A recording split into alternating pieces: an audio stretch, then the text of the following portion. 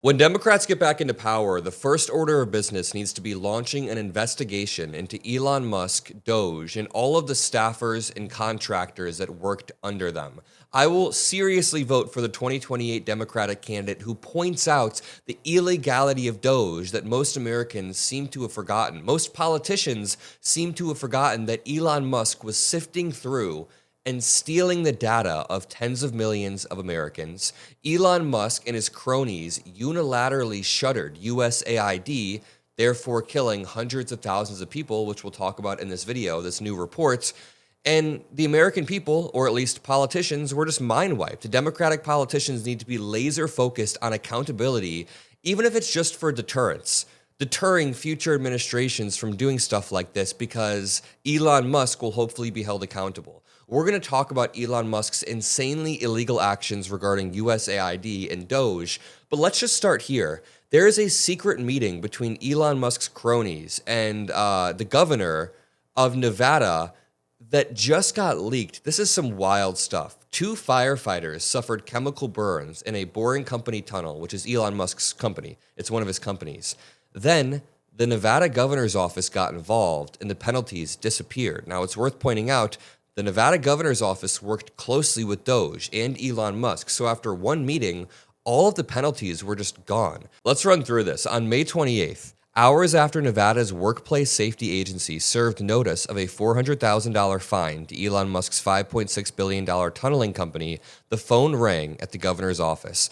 Boring Company President Steve Davis was on the line. They were challenging citations from Nevada's workplace safety regulator, blaming it for chemical burns 2 firefighters had suffered in its tunnels.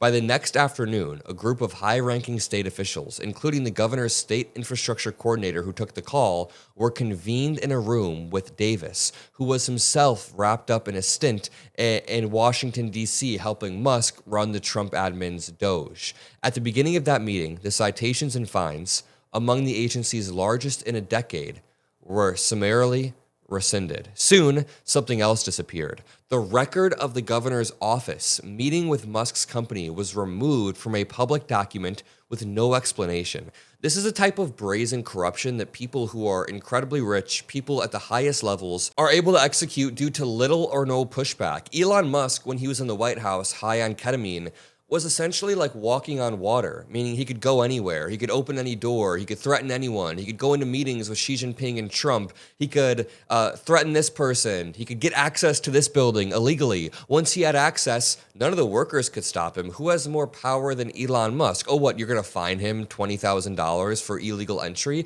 He can just pay that. He was legitimately walking on air, whatever the analogy is, and this is the same exact example. When the record is removed from the governor's office and the website, the public website, who's going to stop Elon Musk and this governor? What, are the cops going to go arrest them? This is why we constantly talk about on this show the justice system or the political system benefiting the richest of the rich. Elon Musk's money is the reason why he has all of this access. And I am not against people becoming rich. I'm not even against people becoming a billionaire. I don't think it's inherently bad. I think Taylor Swift or LeBron James, these people are both billionaires. And I'm not somebody who thinks that they're just inherently evil because they're worth $1 billion. I think when you're worth billions of dollars and you use that for evil, or you use that to gain an unjust amount of power to benefit yourself in a corrupt manner, that is when it gets bad. For example, Elon Musk does that. Jeff Bezos seems to be doing that. Jeff Bezos exploits workers. So it's not that just because you've gained wealth, I think that you're bad. I think a lot of these people are abusing the U.S. political system. And Elon Musk is the #1 example of corruption, maybe in modern American history. I mean, other than Donald Trump himself and Donald Trump's family. But Elon bought his way into the White House so he could essentially gut USAID, kill hundreds of thousands of people, and benefit himself personally. Now, he's trying to get Bill Gates to sell his Tesla shorts. Someone pointed out the Bill Gates Foundation dumped 65% of its Microsoft position for a total of $8.8 billion. Then Elon Musk responded, if Gates hasn't fully closed out the crazy short position he has held against Tesla for about 8 years, he had better do so soon. I'm not so sure. I mean, this is not trading advice, but in the long term, shorting Tesla will probably work out for Bill Gates. Let's go on to this story. This is the main story that I want to talk about. The shutdown of USAID has already killed hundreds of thousands of people, according to a new report from someone who worked at USAID. I'm not going to read this entire article. I will link it below, but I want to go through some of the most key points that I found to be very captivating. So this author named Atul Gawande writes, "It was January, my final week in the outgoing administration," referring to Biden. "In a few days, Trump would be inaugurated. I had come to the U.S.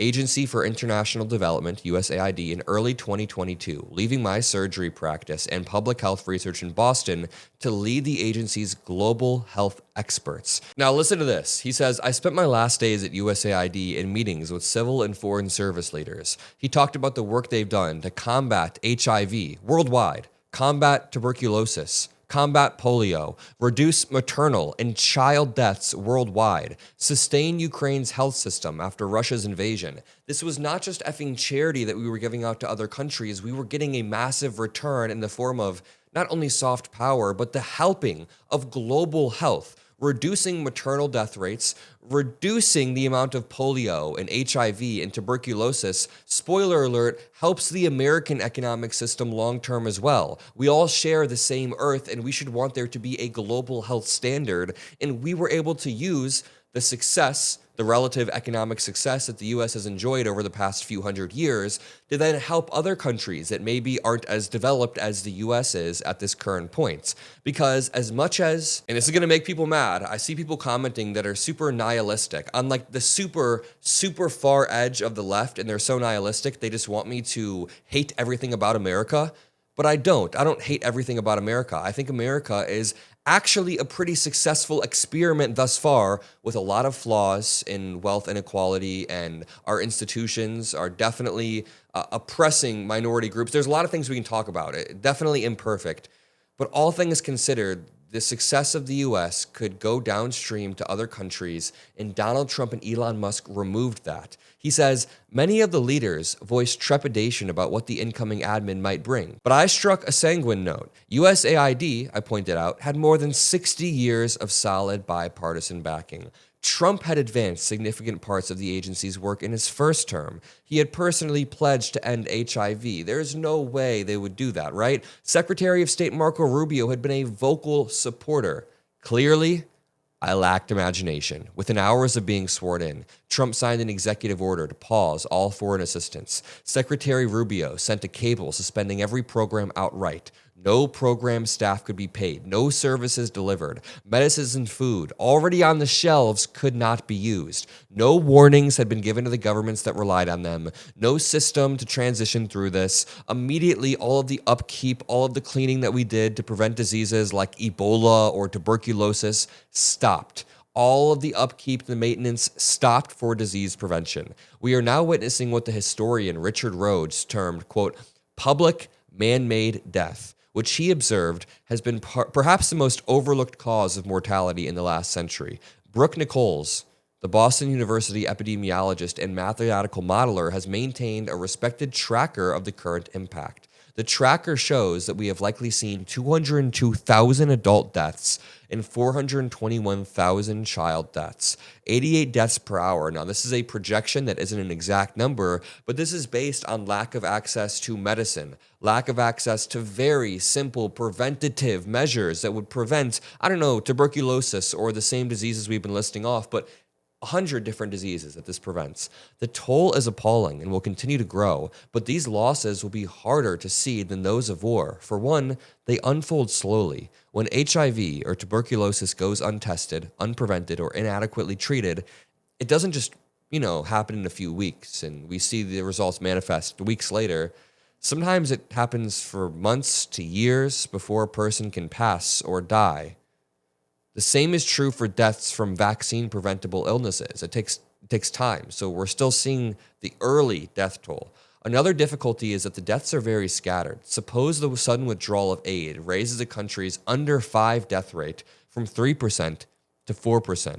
That would be a 1/3 increase in deaths, but it's hard to appreciate. It's hard to realize by simply looking around.